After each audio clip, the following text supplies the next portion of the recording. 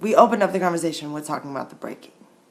And I always wonder from each individual's perspective of like, what are the best ways you feel like you recover from the break? Or if you even recover, or if you do something different each time it happens. How you recover from the break, to me, and I'm going to redefine, or I'm going to define for me recover, and to me recover is how you get up from the floor. Like, I don't know that I'm ever healed from the break, you know. Sometimes, like, I go through this, I allow myself to go through the stages of grief of relationships. So my heart, you know, breaks all the time, and I allow myself to go through the stages. Like, I'm sad about it, I'm upset about it, I'm angry about it, I get, you know, depressed about it, I get over it, you know, and sometimes I reckon by the time I'm at that acceptance level, I get that, you know, thank God I dodged a bullet sometimes. And then I try to take in what the lessons are. Like, what lesson did I learn? And maybe I'm not supposed to be there, or clearly I'm not supposed to be there. I've held a really bad story in my life that I am only good in a relationship for 2 years. And like, there's like, as soon as I get into a relationship, there's like this sand, what is it, the hourglass or whatever, and like, hi, how are you? Okay, we go together, and then it's like you have 2 years from there.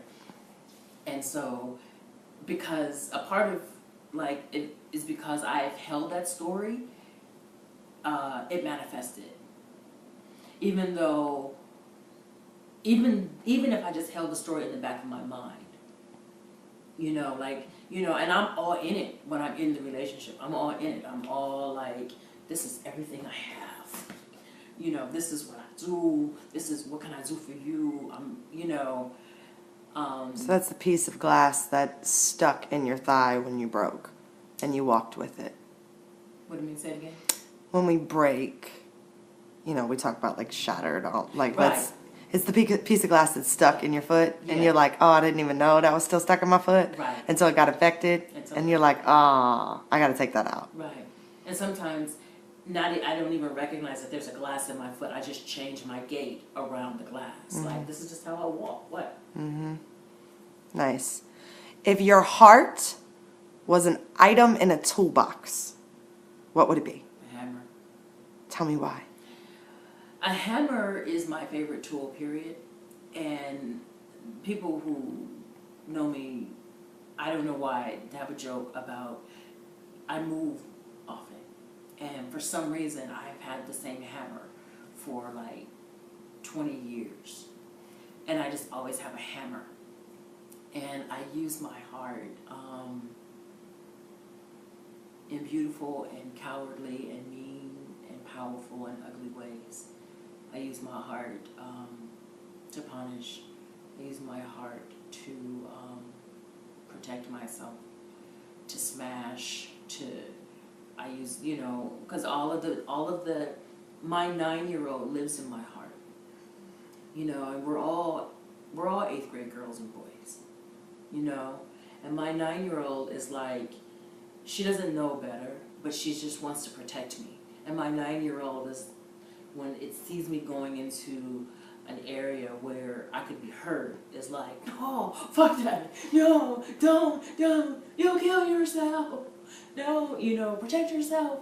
And so my 9-year-old is kind of like, is the one with the dukes up. And so when I say I use my heart to punish, I don't like go into something like, I'm gonna smash you. It's just that wall, it's just that place.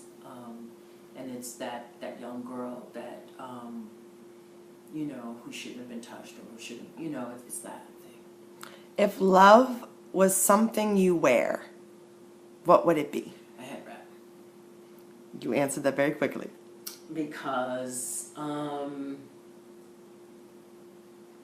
I guess I answered that from a place of being a black woman with nappy hair, and spent a lot of my time working in like offices with white women who immediately reach for, can I touch your hair? So there's that cliched story. But it would be that. So just protecting my head, and protecting my head, protecting and being smarter about how I enter love. So like that, like a kind of a metaphor on that. But I had rap, a red one.